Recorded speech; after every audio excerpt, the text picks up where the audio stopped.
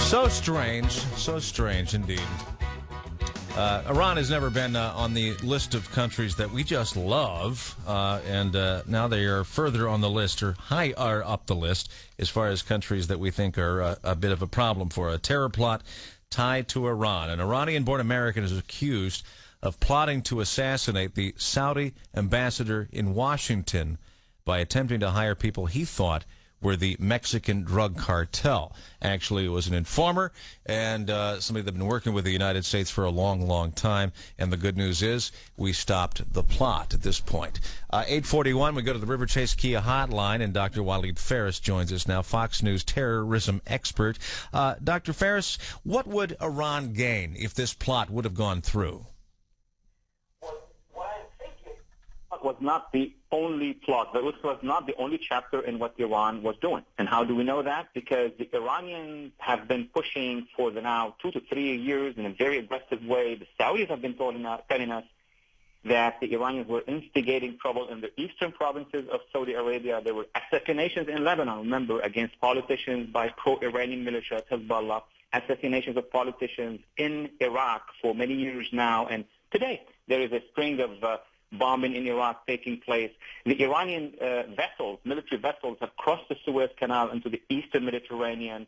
A deal was cut with the Hugo Chavez regime, whereby the Iranian Navy will have facilities in Venezuela. And last but not least, last week, Iranian commanders said that they would like to see their battleships or submarines sailing across from our east coast. So there is an environment to this. Now, why would they cross the red line, the definitive red line, and organize a terror plot of this magnitude, not in any city in the United States, in Washington, D.C., against our national security and two of our allies, both Saudi and Israelis?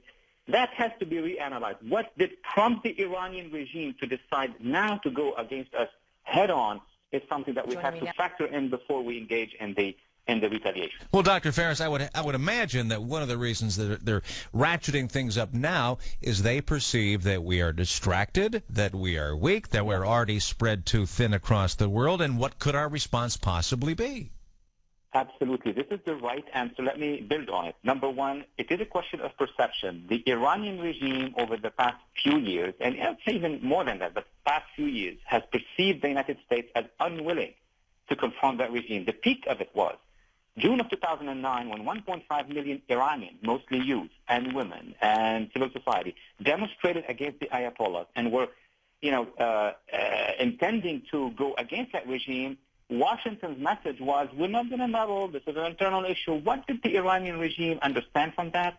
That we're not willing to confront them because we have a problem with the nuclear with them. We have a problem with terrorism with them. We have a problem that they are threatening our allies, both the Saudis, the Israelis, and they are meddling. They're meddling in Syria with the dictatorship against their own population, in Lebanon with Hezbollah. So perception in Iran is that the United States administration is not willing to confront them, which emboldened them. So now it's crucial that this administration, backed by a Congress, would be unified in responding to the Iranians. I have to imagine that we would try to go through the United Nations for more sanctions. What will Russia and China do if we try to stiffen our resolve there? Another very good path that you opened. I know many people in the U.S. dislike the idea of the UN. It's not efficient. What have you. Yes, but we need to seize what is ours, meaning our legitimate right to seize the Security Council. We are on the Security Council. We need to get a resolution. I think at this point in time, Russia and China, when we are targeted in our own capital, they're going to allow us to have a resolution against the Iranian regime. Otherwise, when they are attacked in their own capitals, you see how we are in solidarity with them against terrorism. This is a moment, this is a window of opportunity.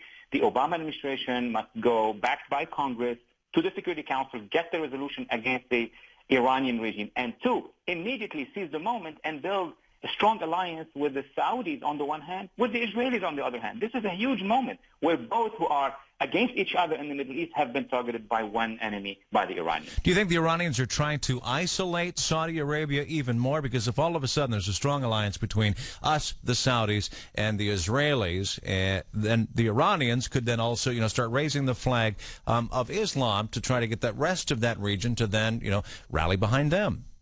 Absolutely. That's why we need to have a very much intelligently crafted policy. We don't need to put Israelis and Saudis on the same table, not at all. But we need to build an alliance of Arab moderates. We have the Saudis, we have the Kuwaitis, we have Bahrain, which is almost under the threat of an Iranian invasion. We have the Jordanians, and we have, of course, our allies in Iraq who are not pro-Iranian. So we have a whole coalition that we can build outside Israel. And we have our commitment as a government. We always had it with the Israelis when it has to do with the Iranian-specific threat. We need to have a very smart diplomacy that can isolate Iran instead of having Iran isolating each one of our allies, either the Israelis or the Saudis alone. All righty. Dr. Phares, always a pleasure. Fox terrorism expert from Fox News, Dr. Walid Phares. You can get a link to him and what he writes. Just go to our website, which is WERCFM.com. To the News Center we go.